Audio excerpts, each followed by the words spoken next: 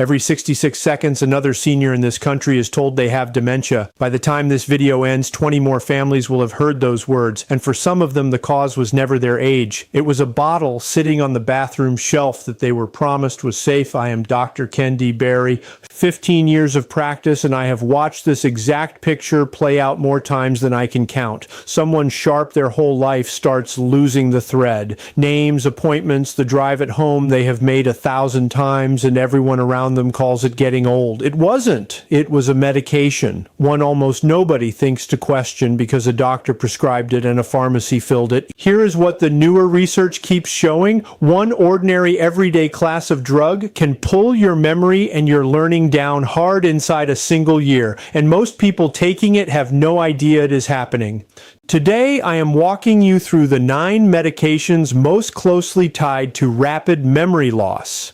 Count it down from the ones that get quietly overlooked to the one I consider the most destructive of all. Watch for number 3. It is handed to millions of seniors for something that sounds completely harmless, and it may be shrinking the memory centers of your brain right now without a single warning sign. Before we start, tell me in the comments, how old are you and which medications do you take every day? I read them, and the age of this audience shapes what I cover next. Let's start at number 9, and don't let the low spot on the list fool you, because this one is sitting in almost every medicine cabinet in America. Number 9 is diphenhydramine. You know it by its drugstore name, Benadryl. It is the little pink pill people reach for to fall asleep, to calm an allergy, to take the edge off a cold. It costs a few dollars, it sits on an open shelf, and most people assume that because nobody needs a prescription for it, it must be gentle. Inside your brain, it is doing something very different. Benadryl belongs to a group of drugs called anticholinergics. That is a long word for a simple idea. They block a brain chemical called acetylcholine. Acetylcholine is the messenger your brain uses to lay down a new memory and to stay alert through the day. As we age, the brain makes less of it and leans harder on every bit it has left. So a drug that blocks it lands far heavier on a 70-year-old brain than a 30-year-old one. The part that takes the hit is the hippocampus, the small seahorse-shaped structure where new memories are formed before they get filed away. In my practice, I have watched patients take a nightly antihistamine for years and slowly lose their edge, and never once connect the fog to the pink pill by the bed. The research connects it plainly. A 2023 paper in the Journal of Geriatric Cognitive Health followed older adults who used anticholinergic drugs regularly and found a 54% higher risk of developing dementia compared with people who stayed off them. More than half, again, the normal risk from something most of us treat like candy. Here's what to do. Read the label on anything you take to sleep and anything marked PM, nighttime, or allergy relief, because those are very often just Benadryl wearing a different name. If you take it for allergies, there are newer antihistamines like loratadine sold as Claritin that do not cross into the brain the way Benadryl does and are far safer for the long haul. Never stop a medication on your own. Bring it to your doctor. But stop assuming that over-the-counter means safe for your memory. That is number 9. Number 8 is one your stomach loves and your brain quietly pays for. Number 8 is the proton pump inhibitors. The big names are omeprazole, sold as Prilosec, and esomeprazole, sold as Nexium. These shut down acid production in the stomach, and they get handed out for heartburn, reflux, and that burning feeling after meals. People stay on them for years, sometimes decades, because the moment they stop, the symptoms come roaring back. So it feels like the drug is the only thing holding the line. Here's the part almost nobody hears at the pharmacy counter. Your stomach needs acid to pull certain nutrients out of your food, and chief among them is B12, which protects the wiring of your nerves and your brain. Turn the acid down far enough, long enough, and your B12 quietly drops. So do magnesium and calcium, 2 minerals your brain cells depend on to fire and signal cleanly. Starve the neurons of those, and you get misfires, confusion, and memory slips that look exactly like early Alzheimer's, when the real cause is a nutrient your medication has been blocking all along. In 2016, a large study in JAMA Neurology examined more than 73,000 people aged 75 and older. Regular PPI users had a 44% higher risk of dementia than people who did not take them. And the trouble runs deeper than nutrients, because PPIs have also been shown to raise levels of amyloid beta in the brain. the sticky protein that builds up in Alzheimer's disease. So here is the move. If you take a PPI every single day, that is the conversation to have with your doctor. Many people can taper down onto a gentler class called H2 blockers, like famotidine sold as Pepcid, which is far less likely to touch your thinking. Chewing deglycyrrhizinated licorice, a natural compound that coats and calms the stomach lining, can ease symptoms with no cost to the brain at all. The goal is the lowest dose for the shortest time, not a pill you take forever out of habit. Number 7 is prescribed for a problem most people would rather not talk about. Number 7 is the bladder drugs, and the one to know by name is oxybutynin, sold as Ditropan. It is given to seniors who deal with a sudden, urgent need to get to the bathroom, the kind of overactive bladder that can reshape a whole day. The relief is real, and the embarrassment it spares people is real too. But oxybutynin works by blocking acetylcholine, the same memory chemical Benadryl blocks, and this one slips across into the brain very easily and parts itself right where memories are made. That makes it one of the more dangerous ones on this list for an older adult, especially taken month after month, year after year. In 2019, the British Medical Journal published a study of people over 65 who took strong anticholinergic drugs like oxybutynin for more than a year. Their risk of dementia was 49% higher, close to 1 in 2, and here is what troubles me most. Almost none of them were warned. They were told a pill would calm the bladder. Nobody mentioned it might be dimming the mind at the same time. The fog gets blamed on age. People describe forgetting appointments, losing their keys 10 times a day, dropping the thread of a simple conversation, and everyone around them nods and says, well, you're getting older. It is rarely traced back to the prescription until real ground has already been lost. If you take oxybutynin and you have noticed your memory slipping, take that seriously, because you do not have to choose between your bladder and your brain. Newer drugs like mirabegron, sold as Myrbetriq, work through a completely different pathway and do not block acetylcholine at all. For most older adults, they give the same control with far less risk to thinking. Bring it up at your next visit. Number 6 might be the most surprising one here because it is one of the most prescribed drugs on earth. Number 6 is statins. Simvastatin and atorvastatin, sold as Zocor and Lipitor, are among the most prescribed medicines in the world, especially after 60, and they do an important job lowering cholesterol and cutting the risk of heart attacks and strokes. Statins belong in a lot of people's lives, and this is not a case against them. What follows is the half of the story that usually gets left out. Cholesterol does far more than affect your heart. Your brain is close to 60% fat, and it uses cholesterol to build the myelin sheath, the insulation wrapped around every nerve so signals travel fast and clean. Lower cholesterol hard enough with a strong enough statin, and you can leave the brain short of a raw material it actually needs. The statins that cause the most trouble are the ones that cross easily into brain tissue. In 2023, a study in Frontiers in Aging Neuroscience found that adults over 70 who had been on statins for more than 3 years had a 26% higher rate of mild cognitive impairment, and the higher the dose, the steeper the slide. Some patients described frightening blanks, a familiar name gone, a conversation they just finished erased, a route they had driven for 20 years suddenly unfamiliar. The important thing to understand is that not every statin touches the brain the same way. Pravastatin and rosuvastatin do not cross into brain tissue as readily and are generally considered the safer choices for thinking. So if you have been on a statin for years and you are noticing fog, forgetfulness, or confusion creeping in, that is a real conversation to have with your doctor about a lower dose or a switch. It is not a reason to quietly quit a drug that may be protecting your heart. Get the plan right with help, never on your own. Quick pause.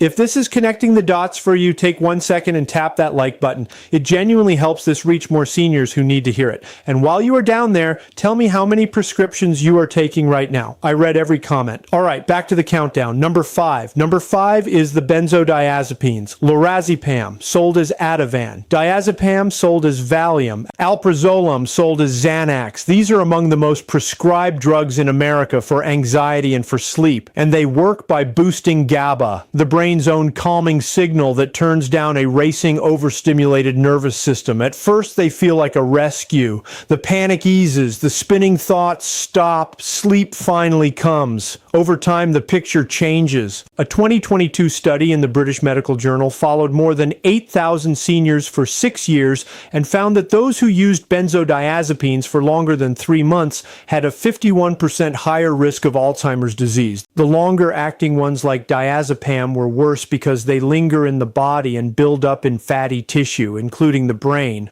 What the drug is doing is a slow chemical sedation of the whole brain. It learns new things more slowly, it grows less flexible, and many people describe a flatness, a sense of moving through fog, of not quite being themselves anymore. The cruelest part is the exit. Stop a benzodiazepine abruptly, and the anxiety and insomnia come back twice as hard, along with agitation that can be genuinely dangerous, which makes the pill feel essential right when it is doing the most harm. So here's the rule, and it matters. If you have been on a benzodiazepine for more than a few weeks, do not stop suddenly because that can be life-threatening. Work with a doctor to taper down slowly over weeks or months. Gentler options exist like buspirone for anxiety, which does not sedate or cloud the mind, and a form of talk therapy built specifically for insomnia and anxiety that brings the calm back without the cognitive cost. Number 4 is a single pill prescribed for 3 different problems, and it carries one of the heaviest hidden burdens of all. Number 4 is amitriptyline, sold as Elavil. It is an older antidepressant that is still handed out today for nerve pain, for sleep, even to head off migraines. And that versatility is exactly why it spreads so quietly. It looks like a do-everything pill. Underneath it is one of the most powerful anticholinergic drugs still in wide use, which means it blocks acetylcholine hard, the very chemical your neurons need to talk to each other and lock in new memories. It blocks it so strongly that with long-term use, the effect on memory stops being a rare side effect and becomes the expected result. In 2015, a large study in JAMA Internal Medicine followed more than 3,400 adults aged 65 and up. Those with the highest cumulative dose of anticholinergic drugs like amitriptyline over 10 years had a 54% greater chance of dementia, and almost none of them were ever told the pill could do that. They got it for sleep or for pain, then slowly noticed words going missing, memory thinning, concentration fraying, and chalked it up to age. It does not even take a high dose. A small nightly dose taken for years can quietly erode brain power with no obvious symptom until the loss is real. If you or someone you love takes amitriptyline, that is a conversation worth having soon. For nerve pain, options like duloxetine or gabapentin can give similar relief without the same anticholinergic weight. For sleep, melatonin or a very low dose of doxepin, which is far gentler on this chemical, can take its place. And for mood, newer antidepressants like sertraline or escitalopram are considered much safer for the long-term health of the brain. Number 3 is the one I told you to watch for, because it is handed to millions for something that sounds harmless. Number 3 is paroxetine, sold as Paxil.